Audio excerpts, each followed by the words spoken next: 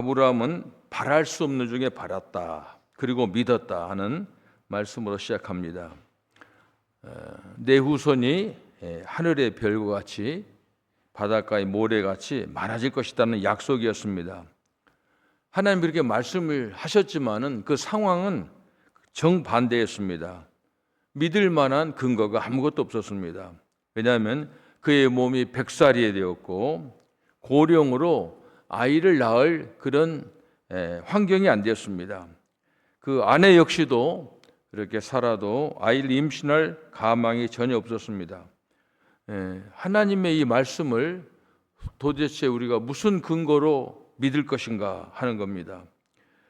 근데 그래도 믿는다고 하면 좀 이상하지 않나, 광신자냐 이렇게 생각할 수가 있는 것입니다.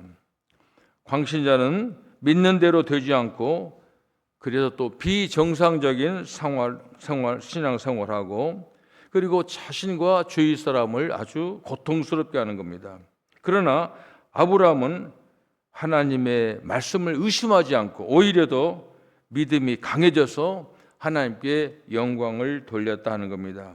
무슨 말이냐면 자녀를 주시고 그 자녀로 큰 민족을 이루신다는 그 약속을 믿고 감사하고 찬송한 것입니다. 사실 하나님의 약속은 언제나 보증수표입니다.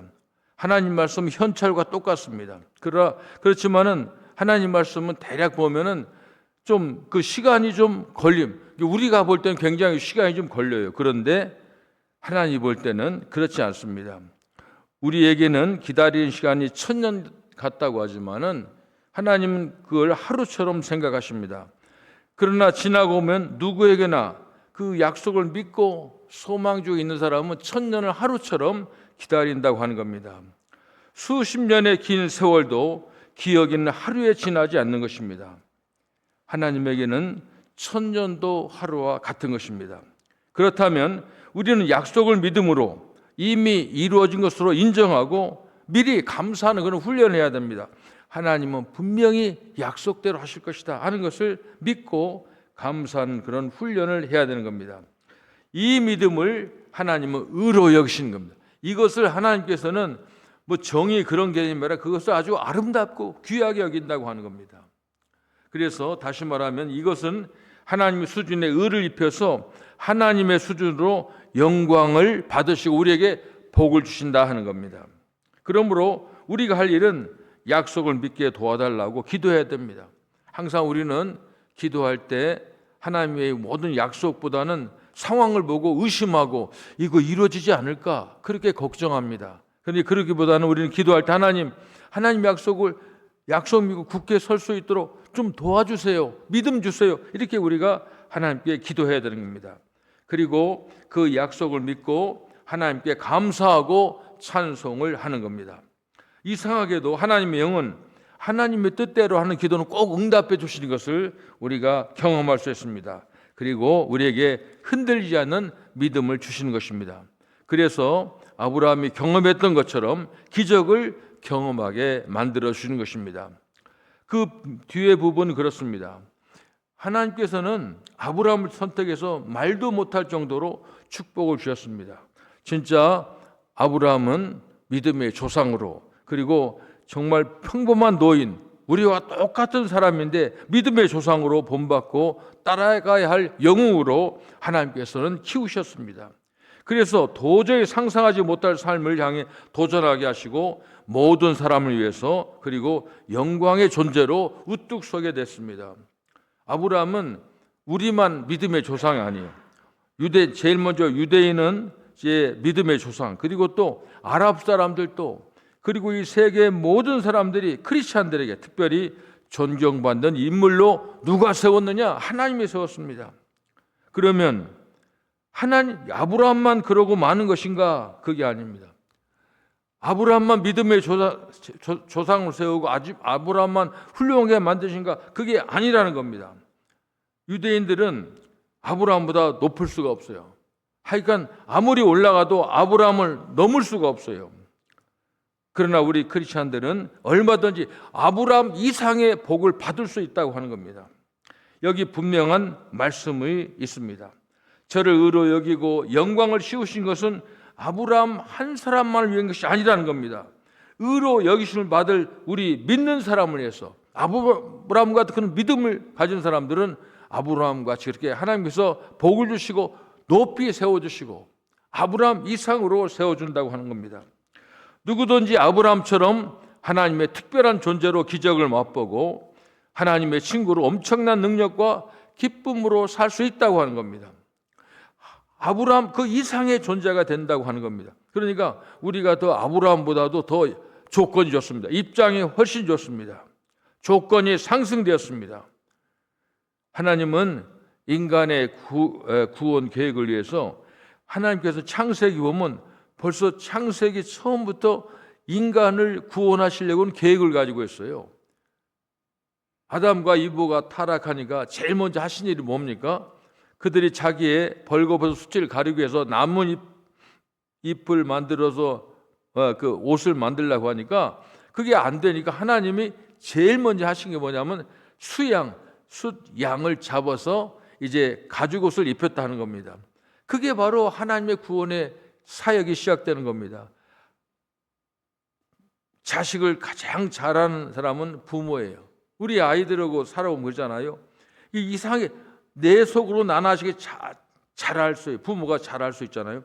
하나님 우리를 만드셨기 때문에 벌써 하나님께서는 만드시고 이 아담과 이브가 타락하고 이걸 볼 때 그냥 이제 난 너하고 관계없어. 너 내 약속 안 지켜서 너하고 끝이야. 그게 아닙니다. 바로 이어서 구원 계획을 가지고 있었다고 하는 겁니다. 그래서 이런 것을 위해서 하나님께서는 사람이 되셔서 이 땅에 오신 것입니다. 그래서 우리 육신에 있고 우리가 죄값으로 죽을 그런 죄를 뒤집어 쓴 겁니다. 다 쓴 겁니다. 그래서 하나님의 공의와 사랑의 하나님으로 하나님은 쓰시는 겁니다. 하나님의 공의는 분명합니다. 구약에는 항상 눈에는 눈, 이에는 이, 반드시 인간의 죄는 형벌에 따르게 되어 있습니다. 그래서 그 인간은 사실은 죄를 속할 자신의 방법이 없는데, 소망도 없는데 하나님께서는 이제 자신이 사람이 되어서 우리를 구원하시려고 죄값을 속죄를 하기 위해서 십자가에 지신 것입니다. 인간은 영원한 형벌을 받을 수밖에 없는 존재인데, 그런데 놀라운 일이 하나님이 우리 대신 죄를 짊어지시고 죄값을 치렀다고 하는 겁니다. 6월절에 십자가에 달린 것은 바로 그런 겁니다. 이것은 보면은 그냥 예수님이 그냥 보통 보면은 한 유대인 가난한 청년이 그냥 폭도로 몰려서 유대인에 의해서 이제 유대인 지도자들이 예수를 십자가에 못 박은 것으로 되어 있지만은, 그리고 그 또 빌라도가 예수님의 죄를 심판하는 거 되어 있지만, 사실 이것은 전부 다 하나님의 계획이었습니다. 우리를 구원하기 위한 계획이었습니다. 늘 제가 말씀드립니다만은 하나님은 예수님하고 하나님하고 성령님은 늘 태초부터 그분들 셋이 함께 있는데, 이 순간만은 예수님께서 십자가에 달릴 때 그 순간만은 세상 죄를 지고 하는 하나님의 어린 양으로 이제 십자가 실 때는 하나님께서는 같이 있다가 그때 처음으로 분리가 된 겁니다. 엘리 엘리 라마 사박다니, 하나님 어찌하여 나를 버리셨습니까? 버릴 수 항상 함께 있는데 그때는 하나님과 예수님이 따로 떨어졌다고 합니다. 왜냐하면 이건 그냥 하나님이 아니에요. 그때는 양이에요. 우리 죄 속죄 대속을 위해서 하나님께서 저주를 받으셨다고 하는 겁니다. 신명기 21장 23절, 나무에 달린 자는 하나님께 저주를 받았음이니라.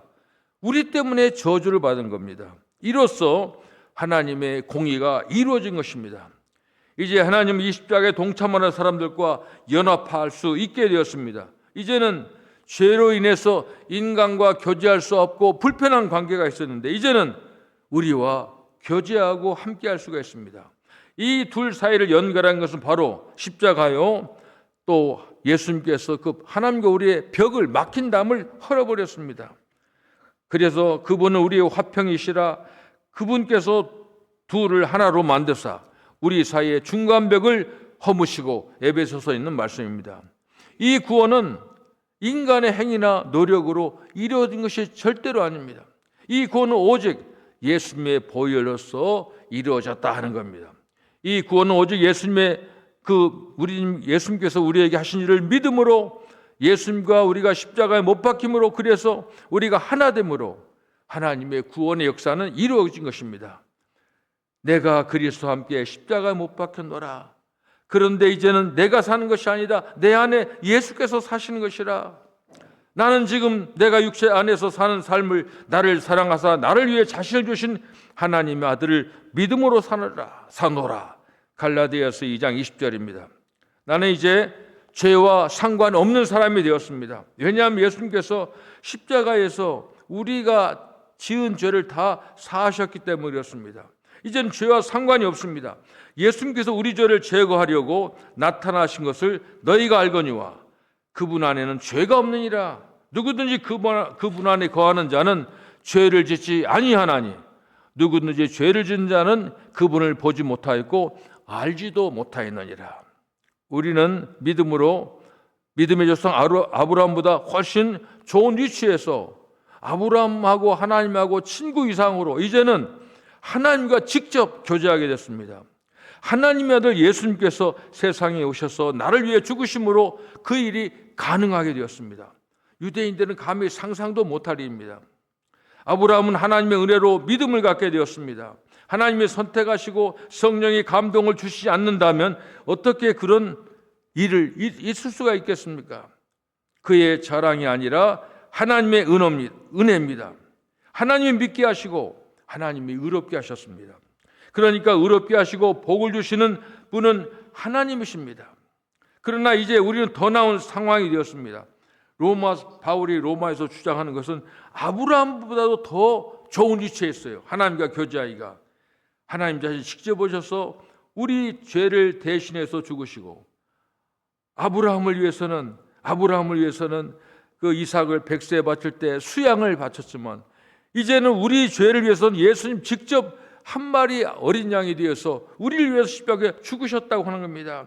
그래서 믿게 하시고 성령을 우리 안에 넣으셨습니다. 그래서 이제 의로운 하나님의 자녀로 만드신 것입니다. 그래서 이제는 의인으로서 복받은 자로서 아브라함의 뒤를 따라서 그보다 더 비교 안 되는 축복의 존재로 하나님은 만드신 것입니다.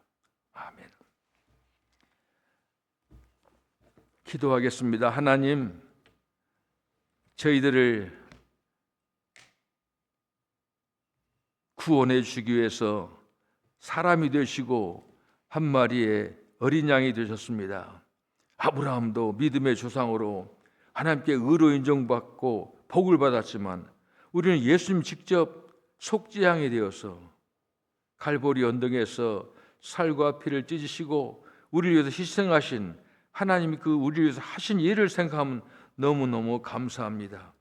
오늘부터 시작하는 사순절 제의 수요일에 하나님 우리 은혜를 더하셔서 하나님께서 우리에게 하신 일을 또 한 번 생각하고 이 40일간 예수님 십자가를 묵상하며 예수님 우리를 위해서 하신 일을 생각하면서 감동이 되게 하시고 우리를 새 사람 만들고 새 일하기 위해서 하나님께서 그렇게 하신 것을 생각하고 감사하며 하나님께 영광 돌리는, 하나님을 기쁘시게 하는 복된 사순절 될 수 있도록 우리가 참으로 온전히 사순절 지킴으로 부활절 새 아침에 참으로 참 기쁨과 감사와 영광을 돌릴 수 있도록 하나님 도와주시옵소서. 예수님의 이름으로 기도합니다. 아멘.